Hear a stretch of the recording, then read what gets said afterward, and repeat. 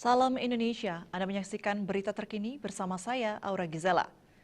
Menteri Pertahanan Amerika Serikat Lloyd Austin berusaha untuk mendorong hubungan keamanan dengan Vietnam yang perlahan-lahan semakin dalam. Upaya tersebut dilakukan saat kedua negara semakin mewaspadai aktivitas Tiongkok di Laut Cina Selatan. Lloyd Austin tìm cách thúc đẩy mối quan hệ.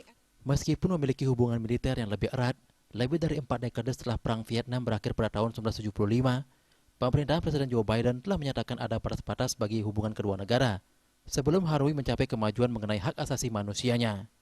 Vietnam telah muncul sebagai lawan paling vokal terhadap klaim teritorial Tiongkok di Laut Cina Selatan dan telah menerima perangkat keras militer AS, termasuk kapal-kapal cutter penjaga pantai. Sebelum pertemuan dengan Menteri Pertahanan Vietnam di Hanoi, Austin mengatakan AS tidak akan meminta Vietnam untuk memilih antara negara-negara. Austin mengatakan, salah satu tujuan sentral AS adalah memastikan sekutu-sekutu dan mitra-mitra Washington memiliki kebebasan dan ruang untuk menyusun masa depan mereka sendiri.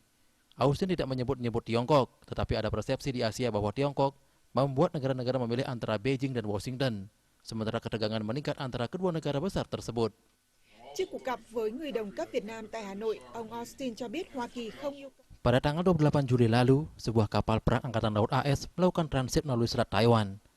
Meskipun operasi semacam itu bersifat rutin, aktivitas tersebut biasanya membuat Beijing geram. Untuk mencegah penyebaran COVID-19, ingat pesan Ibu, selalu terapkan 3M, wajib memakai masker, wajib mencuci tangan, dan wajib menjaga jarak, serta wajib menghindari kerumunan. Dengan penerapan perilaku 3M, Indonesia segera terbebas virus corona menuju Indonesia maju. Update terus informasi Anda dengan subscribe dan like YouTube channel Bali TV @newsbalitv. Tetaplah bersama Bali TV. Salam Indonesia.